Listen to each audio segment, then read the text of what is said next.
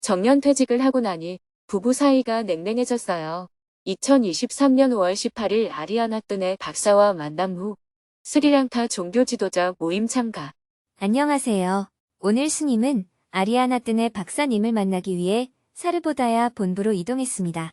아리아나 뜬의 박사님은 사르보다야 운동의 창립자이자 회장입니다. 사르보다야 운동은 불교 사상에 기반을 둔 스리랑카의 마을 개발 운동입니다. 사르보다야는 산스크리트어로 모두의 깨달음이란 의미로 간디가 붙인 이름입니다. 나만이 아니라 모두를 위해 일과 생각과 에너지를 나눔으로써 깨달음을 얻고 행복한 마을 공동체를 이뤄가는 것을 지향하는 운동입니다. 사르보다야 운동은 아리아나 뜬의 박사님이 콜롬보의 나란다 대학 교수로 일하던 1958년에 학생들과 함께 슈라마다나 캠프를 만들어 가난한 마을을 도우면서 시작되었습니다.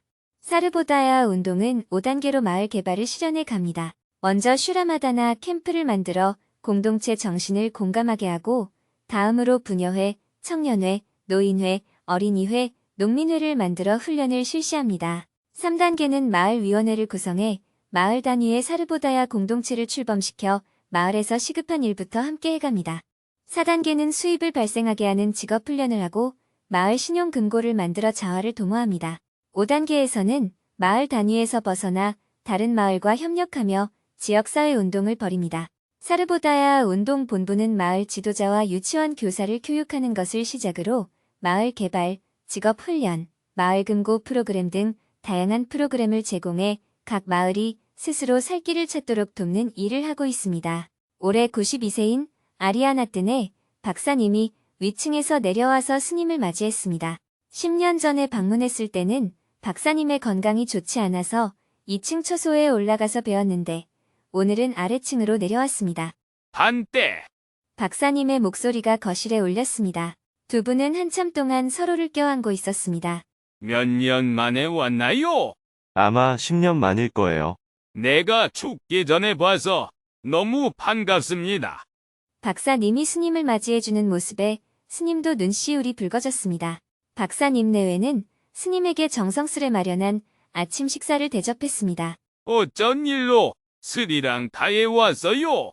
우선은 박사님이 어떻게 지내시는지 뵙고 싶어서 왔고요. 엊그제 우바주빠사라 지역에 구호 물품 지원 사업이 있어서 살펴보러 왔어요. 아리아나 뜰의 박사님은 나이가 지긋하시지만 천진난만한 웃음으로 시종일관 이야기했습니다. 내가 보드가야에서 얻어온 보리수가 있는데 얼마 전에 태풍이 와서 보리수가 넘어졌어요. 스님이 가시는 길에 보리수가 있는 곳에 들러서 축원을 좀 해주세요. 네, 그렇게 하겠습니다.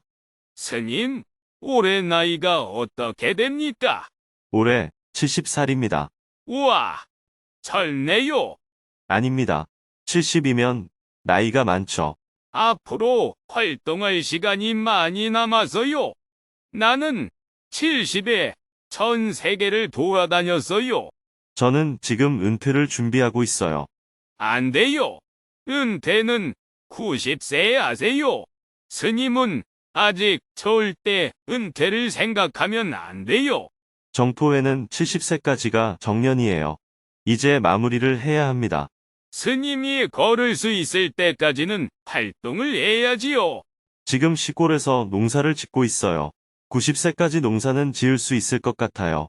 박사님도 지금처럼 건강하세요. 이렇게 계시는 것만으로도 우리에게는 큰 희망을 주고 계십니다. 정신적으로는 또렷한데 육체적으로 너무 힘들어요. 걷는 것이 잘 안 돼요. 40년 전 5분에 의해 참여 불교가 시작이 돼서 지금 확산이 되고 있습니다. 닥터 아리아나 뜬의, 닥터 슐락 시바락사, 마하 고사난다, 틱나탄, 달라이라마 이렇게 5분이 저희에게 참여 불교의 모범이 되어주셨습니다.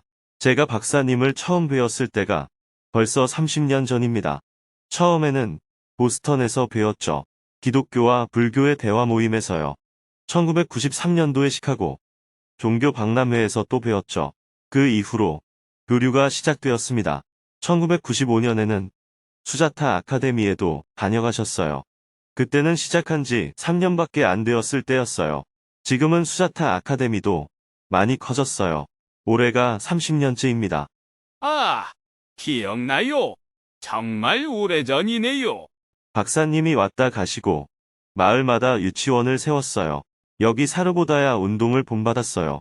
그래서 지금은 유치원이 15개, 초등학교가 2개, 중고등학교가 1개, 병원이 1개, 이렇게 성장했어요.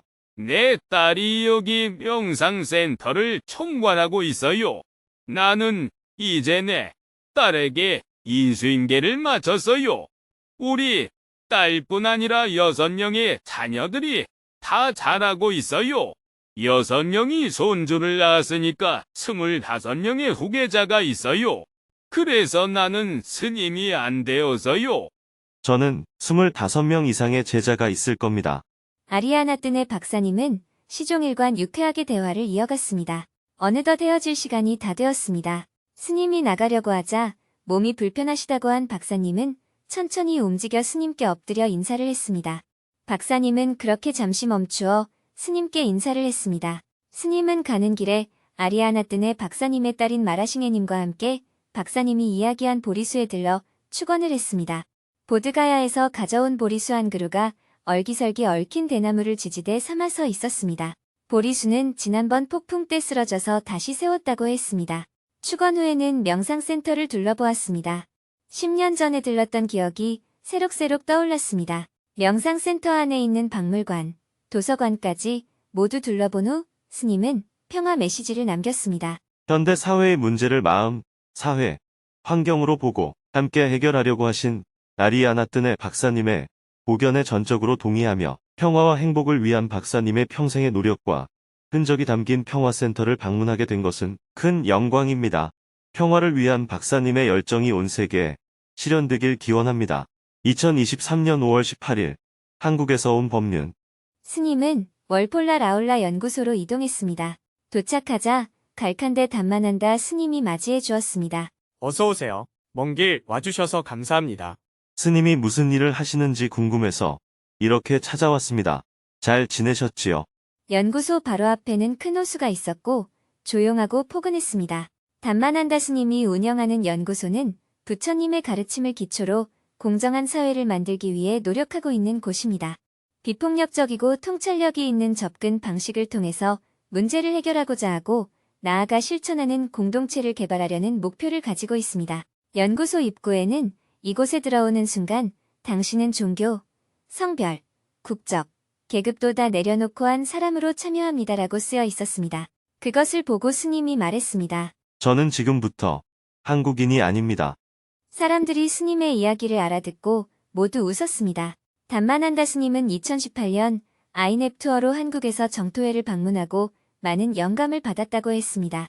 단만한다 스님이 평소 생각했던 지향점을 정토회에서는 이미 실현을 하고 있었고 그 모습이 단만한다 스님에게는 모델이 되었다고 합니다. 단만한다 스님은 정토회의 모습을 보면서 자신이 갖고 있는 이상에 대해 가능성과 희망을 느꼈고 크게 동기부여가 되었다고 합니다. 아이넵에서 봤던 정토회의 모습을 잊지 않고 계속 활동을 이어나가서 조금씩 이상을 실현해 나가는 중이라고 합니다. 스님은 단만한다 스님이 준비한 발표 자료를 유심히 보고 단만한다 스님이 준비해준 점심 식사를 했습니다. 점심 식사 자리에서도 단만한다 스님의 질문과 이야기는 끊이지 않았습니다. 대화를 나누고 나서 스님은 단만한다 스님에게 제안을 했습니다. 한국에 있는 스리랑카 노동자가 약 3만 명 정도 됩니다. 이들이 타지 생활의 외로움, 그리고 직장에서 받는 스트레스 등으로 많이 힘들어하고 있습니다. 스리랑카에서 스님들이 최소 10분은 오셔서 이들을 관리해주면 좋겠어요. 일정 기간 한국에 살면서 이들을 위한 법회도 하고요. 한국에 살고 싶어서 오는 스님이 아닌 이들을 돌보고 함께 활동할 수 있는 사람이 필요합니다. 스님께서도 이 부분에 대해서 한번 생각을 해보시면 좋겠어요. 스님은 단만한다 스님과 약 3시간 가까이 대화를 했습니다. 단만한다 스님은 고요하고 차분하지만 스님이 갖는 이상에 대한 열정이 있어 보였습니다. 스님은 단만한다 스님과의 만남을 마무리하고 그나나사라 스님을 만나기 위해 사드암 마라지카 절로 이동했습니다. 그나나사라 스님도 아이네베 인연으로 알게 되었는데 스리랑카가 강력한 불교 국가가 되어야 한다고 생각하는 불교 민족주의자입니다. 최근 불교 민족주의 정치 활동에도 참여했다가 분쟁에 휘말리기도 했습니다. 그나나사라 스님은 스님을 보자 반갑게 인사했습니다. 그나나사라 스님은 불교 민족주의 강경파로 보이지 않을 정도로 천진난만하고 순수해 보였습니다. 근황을 나누며 1시간 동안 대화했습니다. 대화를 마치고 나오는 길에 스님이 말했습니다. 예전에 봤을 때도 참 순수하고 솔직하다는 인상이 컸어요. 많은 사람들이 제가 강경파인 이 스님을 만나는 것에 대해 반대했지만 성격이 솔직하고 순수해서 전투 기질이 넘치는 것 같아요. 이런 분들도 만나 평화를 이야기해야 합니다. 그래도 비구니 제도에 대해 긍정적이라고 생각하셔서 다행이네요. 이어서 스님은 스리랑카의 종교 지도자들의 모임에 참여했습니다. 콜롬보 시내에 있는 잠잠 파운데이션 회의실에서 스리랑카의 각 종교 지도자들인 불교 승려 3명, 무슬림 2명, 신부 1명, 사두 2명이 함께 모였습니다. 이 모임은 평화, 화해, 상생을 구축하기 위해 종교인들이 해야 하는 역할을 연구하고 대화를 나누는 모임으로 스님이 한국에서 하고 있는 종교인 모임과 크게 다르지 않았습니다. 모임의 의장이 스님에게 인사말을 청했습니다. 이렇게 환영해 주셔서 감사합니다. 어르신들이 한자리에 모이기 어려울 텐데 한자리에 모여서 제가 오히려 마음에 부담이 됩니다. 이 모임은 제가 한국에서 하는 종교인 모임과 많이 비슷하네요. 한국에서도 5종교의 지도자 7명이 24년째 매달 한 번씩 모임을 하고 있어요. 여러분도 알다시피 한국은 남북으로 분단되어 있고 전쟁까지 치렀어요. 그래서 적대적 감정이 아주 큰 상태예요. 우리는 민족의 화해와 평화를 위해서 24년간 함께 해왔어요. 우리 모임의 구성원들은 모두 50대에 만났는데 지금은 나이가 70이 넘고 86세 어른까지 있어요. 지금 한반도는 긴장이 점점 높아져서 전쟁 위험이 다가오고 있어요. 전쟁이 나면 엄청나게 많은 사람이 죽게 돼요.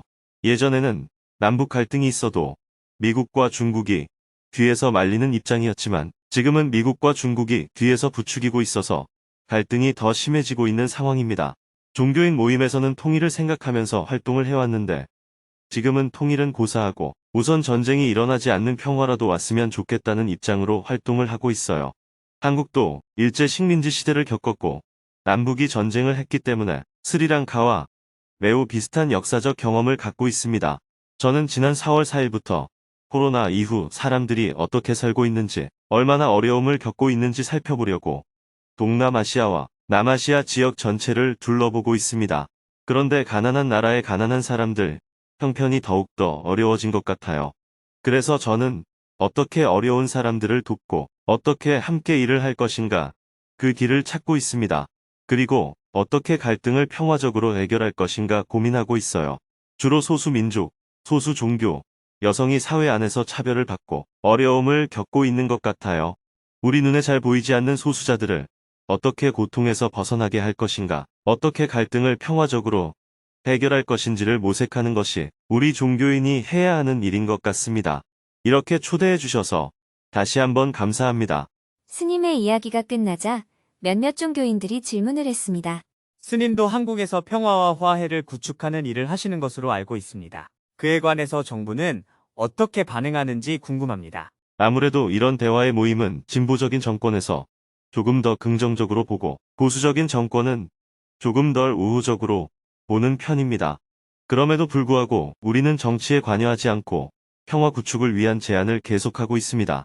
우리 종교인들은 평화를 위한 성명을 발표하기도 하고 양쪽 정당의 정치 지도자들을 한자리에 초대해서 대화를 나누기도 하고 평화를 위해서 합의하도록 하기도 합니다.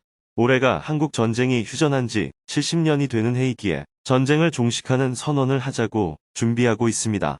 그런데 현재의 분위기는 그렇게 되기보다는 전쟁이 일어날 확률이 더 높은 쪽으로 가고 있어서 잘 받아들여질 것 같지가 않습니다. 한국은 남과 북으로 나누어져 있습니다. 5년 전에 판문점에서 평화 협상할 때 굉장히 희망적으로 보였는데요. 제가 보기엔 북한 사람이나 남한 사람, 즉 국민들은 준비가 되어 있는 것 같습니다. 그런데 중국과 미국이 방해를 하고 있는 것처럼 보여요. 통일이 되면 아주 강력한 나라가 될 것이기 때문에 주변국이 경계를 하는 것처럼 보이는데 스님의 생각은 어떠신지요? 네, 그런 면도 있습니다. 통일된 한국이 앞으로 중국 편이 될지 미국 편이 될지 알 수가 없기 때문에 그럴 바에야 중국도 미국도 지금처럼 분단된 상태로 한쪽만이라도 확실히 자기 편이 되는 게 낫다고 보는 것이지요. 그러나 이 입장은 지금 한국뿐만 아니라 전 세계가 다 그렇습니다. 우리 스리랑카 종교인 모임은 종교도 초월하고 어느 한 군데에 특별하게 기울어져 있지 않고 평등하게 대하고 있습니다.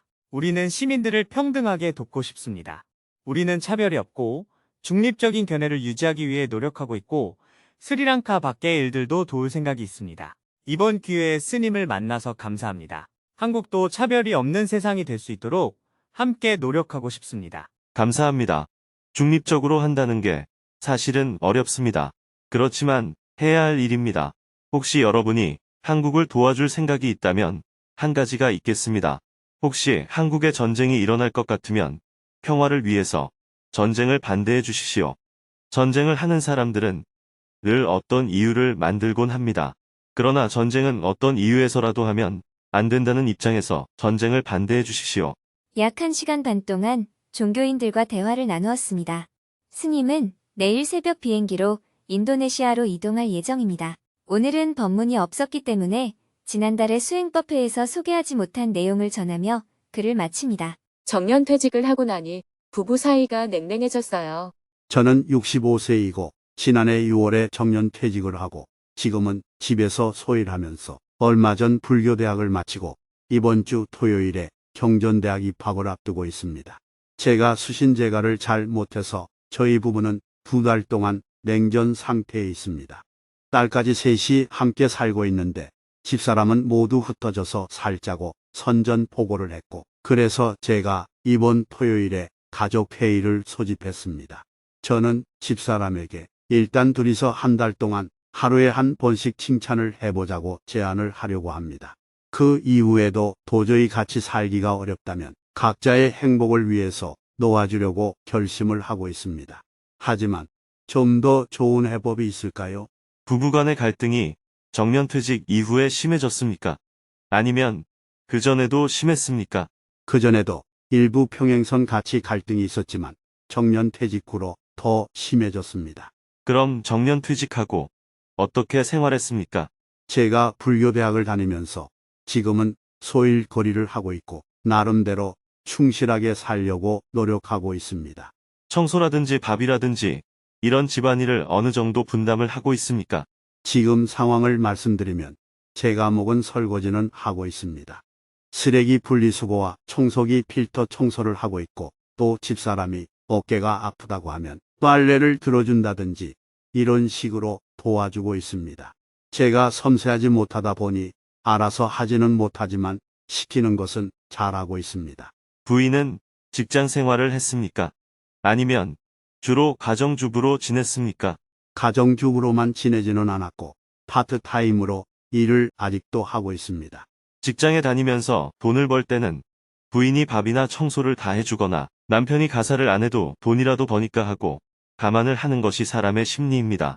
그런데 직장을 그만두고 집에 있으면 그런 것을 감안하는 것이 없어져요.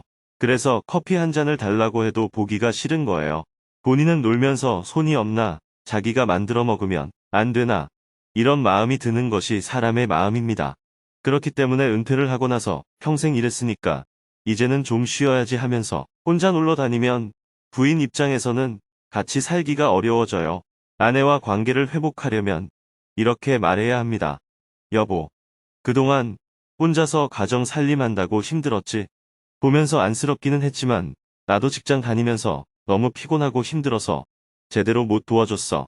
이제 내가 직장도 그만두었으니까 3년은 내가 집안일을 맡아서 책임질게. 자기는 좀 쉬어. 이렇게 말한 후 설거지만 할 게 아니라 밥도 하고 청소도 하고 빨래도 하고 창문도 열고 커피도 끓여주고 이렇게 해야 돼요. 그래야 아내의 가슴에 쌓인 것이 풀립니다. 남자들은 아기 키우는 것은 당연히 여자가 해야 된다고 생각하는데 여성들과 상담해보면 대부분이 육아를 독박 썼다 하는 말을 해요. 주로 제가 아이를 키웠습니다 하는 정도가 아니라 독박 썼다고 해요. 육아만 독박 쓴 게 아니라 가사 노동도 독박 쓰고 있다고 하면서 굉장히 피해 의식을 많이 갖고 있습니다. 여성들은 가정주부라도 집안일은 나눠서 해야 한다고 생각하기 때문입니다. 심지어 여성이 직장에 다니면 더더욱 똑같이 나눠서 해야 한다는 생각이 아주 강해요. 하지만 남자들은 습관이 안 됐기 때문에 역할 분담이 잘 안 되죠. 그래서 은퇴하고 나면 아내에게 사과를 해야 됩니다. 푼돈 벌러 다니는 것보다는 그동안 고생 많았지 하면서 집안일을 딱 맡아서 해주는 게 좋아요.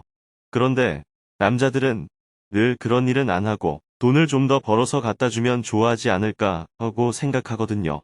직장이라도 나갈 때는 낮에는 잔소리를 안 들을 수 있었는데 집에 있으면 부인이 종일 잔소리를 하죠.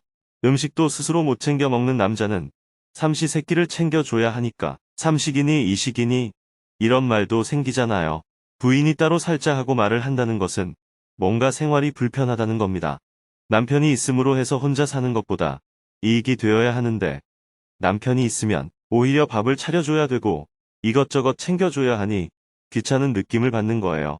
그렇기 때문에 가족회의를 하거든 본인이 사과를 먼저 해야 돼요. 그동안에 내가 직장 다니면서 집안일에 신경을 좀 못 써서 당신이 많이 불편했지. 다음에 내가 어떻게 했으면 좋겠는지 말하면 원하는 대로 내가 한번 해볼 생각이다. 그렇게 해보고 그래도 불편하다면 사람은 누구나 행복할 권리가 있으니까 각자 살겠다는 것도 내가 이해를 하겠다. 같이 살면서 나한테 요구하는 것이 있다면 내가 기꺼이 한번 해보겠으니 내게 기회를 한번 주면 좋겠다. 그래도 안 되거든 그때는 당신이 원하는 대로 해라. 이렇게 먼저 사과를 해야 합니다. 그런데 만약 부인이 당신하고는 해보나마나 필요 없다. 당장 따로 살아야 되겠다. 이렇게 말하면 따로 사는 것도 괜찮다 싶습니다. 그 정도로 간절히 원하는데 한 번쯤은 따로 살아봐도 아무 문제가 없어요. 헤어져서 한번 살아보고 나서 너무 불편하면 다시 같이 살자고 하면 됩니다. 이번에 헤어지면 다시는 같이 안 살 거야. 이런 식으로는 말하면 안 돼요. 오케이. 그럼 헤어져서 한번 살아보고 또 같이 사는 게 좋겠다 싶으면 언제든지 얘기해라. 그런데 우선적으로 먼저 나한테 요구하는 게 있으면 다 수용을 해볼 테니 그렇게 한번 살아보고 그래도 도저히 안 되면 그때 가서 따로 사는 길도 있다. 오히려 이렇게 접근해보면 어떨까 싶습니다. 서로 하루에 한 가지씩 칭찬하자는 말은 너하고 나하고 똑같이 노력하자는 말이거든요. 그것은 좋은 방법이 아니에요. 아직도 본인이 무엇이 문제인지를 잘 모른다는 얘기예요. 너희가 나한테 불만인 것을 다 이야기해라. 내가 한번 고쳐보겠다. 내가 못 고치거든 그때 가서 따로 살든지 하자. 이렇게 말해야지. 나도 칭찬하고 너도 칭찬하자고 요구 조건을 내거는 것은 안 됩니다. 그것은 수행이 아닙니다. 조건부 제안은 아내가 받아들일 확률이 낮습니다. 아내가 받아들인다고 해도 약속한 한 달이 되면 다시 관계가 깨집니다. 요구 조건이 없어야 합니다. 너희가 나한테 갖고 있는 불만을 무엇이든지 말해라. 내가 한번 고쳐보겠다. 이렇게 말해야 해요. 그래서 내가 고쳐지면 같이 살고 도저히 못 고치겠으면 상대편을 나무라지 말고 내가 부족하네 하고 깨닫고 나로 살아보는 겁니다. 이렇게 남을 탓하는 마음을 탁 내려놓아야 수행입니다.